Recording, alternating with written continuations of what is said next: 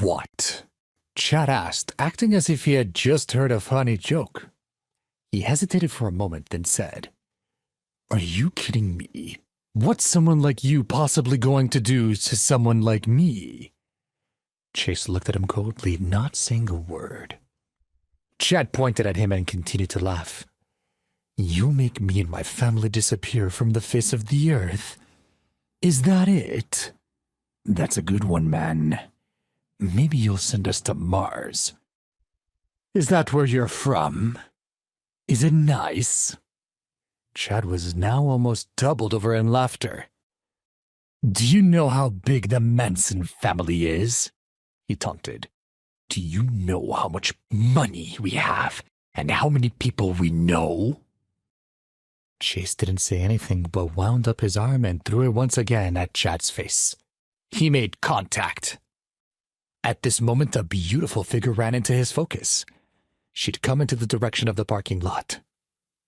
"Chase!" He heard her shout.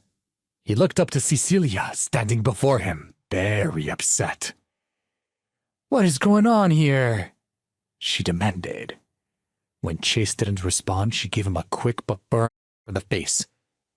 "I can't believe you actually hit Chad," she scolded. Watching her husband, Chad, she had felt even more angry than before, and she felt fear. After learning that Chase had set a date for Dottie's operation, she began to worry about the financial cost. She made a decision to borrow money from Chad, which is why they were meeting up for dinner. Now that Chase had made a mess of the evening, she was worried that Chad would revenge on his promise. If they didn't have the money, what would happen with Dottie's surgery? In that moment, she swore to herself that if anything happened to Dottie, she would definitely divorce him. She glared at him and quickly turned around to apologize to Chad. "I'm so sorry, Chad. I don't know what's gone into him. I don't know what happened here, but it's clear that Chase was in the wrong. Please. I'm so sorry on his behalf." Chad grimaced. "It's no use, Celia. He doesn't like me, and I'm done trying.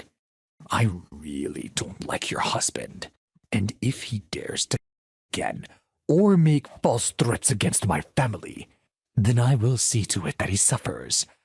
I promise that this will not end today." Chad was truly anxious. Normally, he wouldn't use such a firm tone with Celia, but he was in no mood for trivialities. Chase had to be removed from the picture, now more than ever. She turned around and got right in Chase's face. "Hurry up and apologize to Chad," she said as menacingly as possible. Chase looked Chad up and down and felt only disgust in his heart. Apologizing to such a horrible person, especially when he dared to speak so inappropriately of Celia, was simply unthinkable. "I won't," said Chase. "You won't apologize?" she shouted anxiously. "Who are you trying to impress? Who are you that you can't admit that you were in the wrong, just this once?" Chase's eyes were cold as he said, "It's fine to apologize, but I won't apologize to those who don't deserve it." She was so infuriated now that tears started to roll down her cheeks. If Chase continued in this manner, he would ruin Celia's chance of getting the money for Dottie's surgery. She screamed at him. "Is this where you take a stand? This is you trying to help?" She paused and then sighed heavily. She was extremely disappointed in Chase, but it was something she could have expected. She was disappointed in herself for believing it would be any different. Chad was also ignited by Chase's words. He pointed at him and said loudly, "Fine, you're tough, but you think you're tougher than me? We'll see who's tough when my Jimmy's men arrive." Very soon, 5 motorcycles came roaring into the restaurant's parking lot, each carrying 2 passengers. The men wore leather jackets and had visible tattoos on their necks and arms. The man who Chase supposed was their leader began to walk with big, slow strides toward him. Doug was a menacing and imposing figure in Lauderdale's underworld, particularly in South Harbor. He was ruthless in his actions and was known for being down to do anything for the right price, which is why Jimmy relied on him so frequently. "Mr. Manson," he replied, "what seems to be the trouble here?" Chad pointed at Chase and said bluntly, "This is the man who attacked me. I want him to pay for what he did." Doug glanced at Chase and sneered. He quickly waved his hand at his men, and suddenly all 10 of them had Chase surrounded. Doug spoke again, this time to Chase. "You dare to attack Mr. Manson? You should have thought about the consequences for your actions." Watching the scene unfold, Celia began to panic.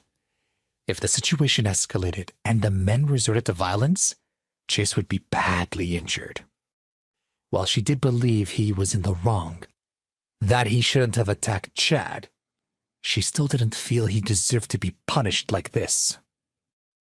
"Chad," she pleaded, "please, don't hurt him."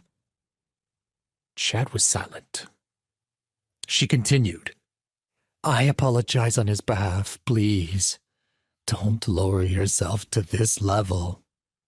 You know his temper. He doesn't care about the consequences. Just let him off this one time. Please. For me? This one time." Chad's eyes narrowed as he looked her up and down. His lips curled up into a smile as he said, "Fine. If you wish for it, I will let him go. But only under one condition."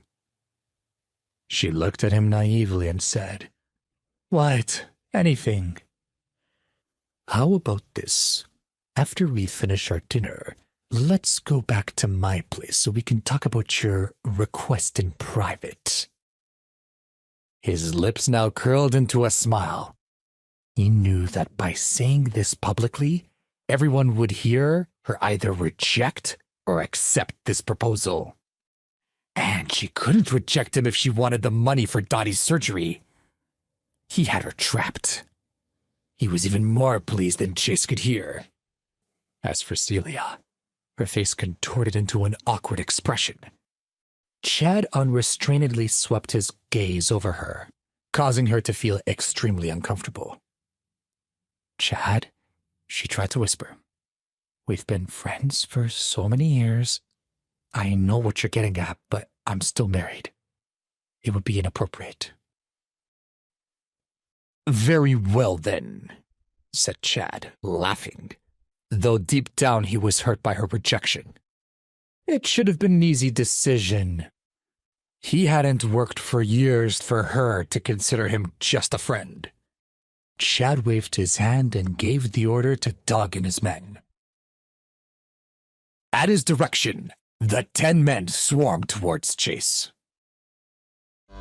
Wait, that's not the end. You've just had a free taste. Now get the full story on the Pocket FM app, link in description. Check out our next video and playlist, and don't forget to like, share, and subscribe.